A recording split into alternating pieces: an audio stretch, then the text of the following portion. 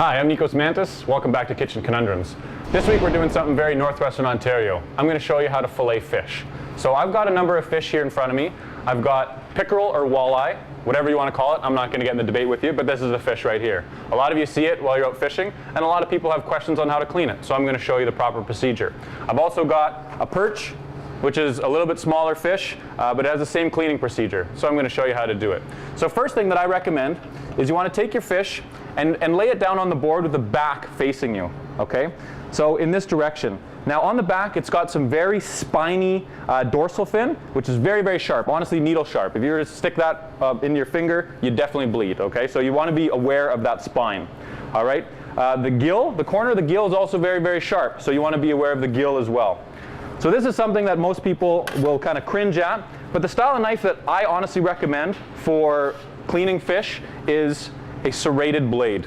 Okay, so this is a thick, broad kind of bread knife that people would commonly associate this with, but for me it's the best fish cleaning tool.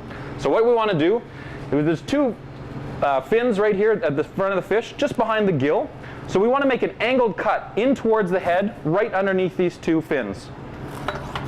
So once we've got that first cut made, we're going to turn our blade to go flat, parallel with the backbone. The serrated blade cuts through these rib bones real nice, and we'll just follow that all the way back until we get that fillet off the fish.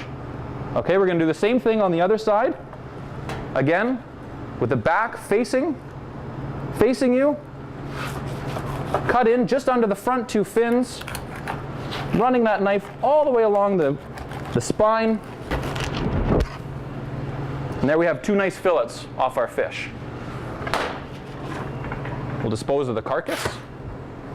So now on the inside of the fish, what you're left with is there's some rib bones on the inside. So this would be the belly of the fish on the inside. And if you feel right along here, these are all rib bones. Now, commonly what people will do is they'll take their knife and they'll try to carve out these bones. Okay? I've got a neat little trick for you. So if you turn this over, skin side facing up, and you peel the fillet back, you'll see that the rib bones are laying flat on the table. Now if you just start your knife on the top of those rib bones, again, applying pressure on top of the fillet, your knife's going to do all the work, and it's going to take those rib bones right out for you. If you look on the back of that, there's almost no meat attached there. Okay, so we've maximized the yield on our fish. Okay, that fillet, now that's just all nice meat. Okay, the next thing we want to do, grasping the tail, we're just going to run our blade along the inside of the skin, and we're going to remove that fillet from the skin.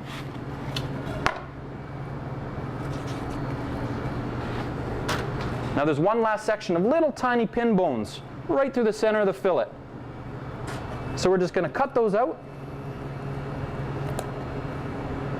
Make a little incision. We're just going to remove those little pin bones. Now we've got a completely boneless fillet. Now generally, I like to rinse those off before we use them. But that's how you get a boneless fillet, pickerel, walleye, same for perch, same preparation for bass. If you're living in northwestern Ontario, you're probably going to fish. Some neat tricks for you. I'm Nikos Mantis. Thanks for watching Kitchen Conundrums.